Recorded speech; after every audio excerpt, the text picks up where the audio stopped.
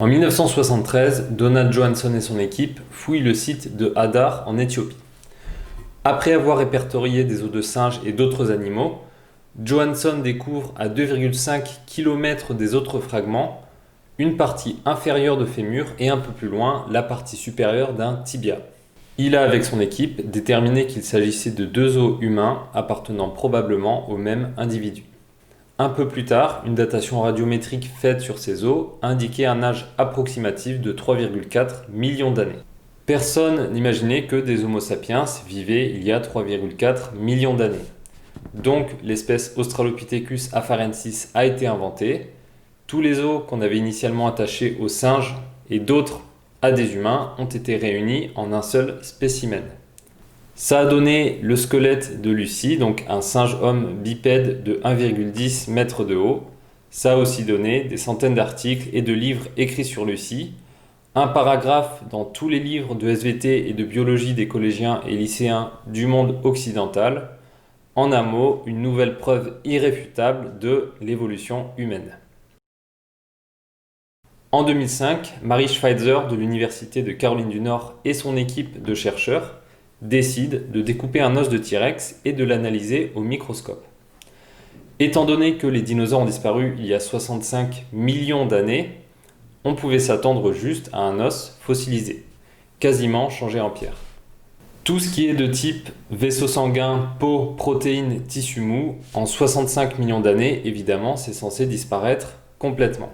Surprise, ils ont observé exactement ces éléments. Vaisseau sanguin encore rouge et même des fragments de protéines qui sont censés se dégrader très vite. La communauté scientifique s'est d'abord beaucoup méfiée de cette découverte. Il était impensable que ces éléments aient survécu 65 millions d'années sous Terre. Ils auraient dû disparaître tout au plus au bout de 300 000 ou 500 000 ans, même avec des conditions de conservation idéales. On a proposé la piste de la contamination. Ces vaisseaux sanguins auraient pu venir d'autres organismes à proximité. Les analyses ont alors été faites et refaites et les observations initiales ont été confirmées. La conclusion toute simple qu'on pourrait tirer est que ce T-Rex n'avait pas vécu il y a 65 millions d'années, mais plutôt il y a 500 000 ans ou 700 000 ans. Après tout, la science n'est pas censée avoir de conclusion préétablie. D'autres études sur d'autres restes de dinosaures ont révélé depuis les mêmes éléments. Des tissus mous, des fragments de chromosomes, des os pas fossilisés, des bouts de peau encore élastiques. En gros, des matériaux organiques très bien conservés.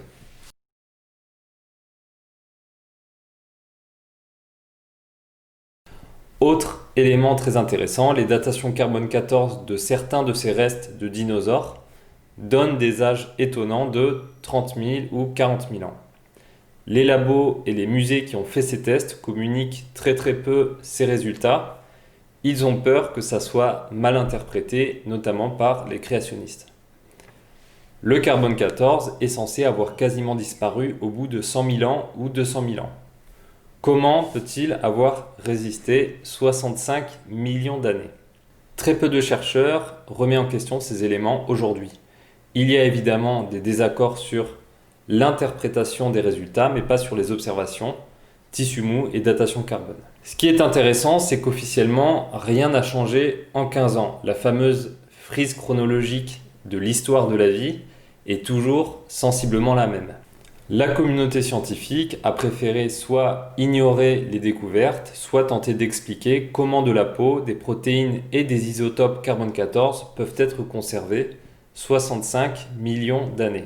C'est marrant parce que pas une seule fois, ils se sont dit que la date de l'extinction des dinosaures, il y a 65 millions d'années, pouvait être incorrecte. Dans n'importe quelle autre discipline, on aurait simplement corrigé la chronologie et pris en compte les éléments du monde réel pour abandonner ou corriger le modèle. C'est comme ça que la science fonctionne normalement. Du coup, je vais vous proposer mon explication. La théorie de l'évolution n'est pas une discipline scientifique comme les autres. Elle fonctionne sur un schéma qui n'est pas uniquement scientifique, mais qui est aussi religieux et autoritaire. Il y a un recours systématique au dogme et à l'autorité. On sait que la théorie de l'évolution est vraie, Les dinosaures ont disparu il y a 65 ou 70 millions d'années, c'est sûr à 100%. Ensuite, si des éléments viennent confirmer la théorie, on les intègre. S'ils la contredisent, ils sont ignorés ou alors dénigrés. D'un côté, deux os humains découverts à 2 km d'os de singe, une datation potassium-argon qui donne un âge de 3,4 millions d'années. Les éléments sont suffisants, toute la machine médiatique et le monde évolutionniste s'emballent complètement, nouvelle preuve irréfutable de l'évolution.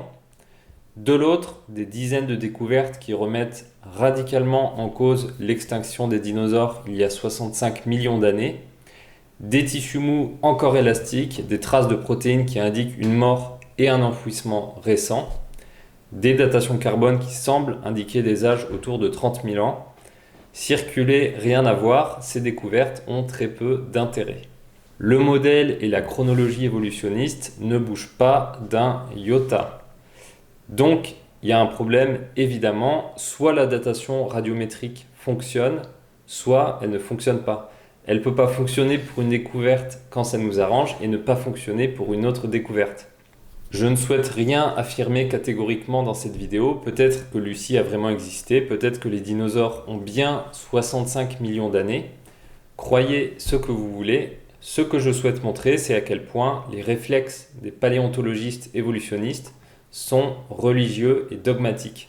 C'est un peu comme s'ils avaient décidé que toutes les découvertes ne devaient aller que dans une direction.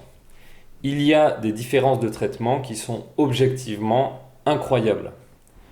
Pour ceux qui sont familiers avec les méthodes scientifiques, on appelle ça un biais cognitif. En fait, c'est une manière de raisonner qui est tordue et biaisée. Même sans s'en rendre compte, on va privilégier les pistes, les éléments qui donnent du crédit à nos croyances, qui confirment nos croyances. On s'arrête là pour aujourd'hui. Je serai de retour bientôt avec des informations inédites et de première main. Abonnez-vous à la chaîne Jean Cuivre. À bientôt.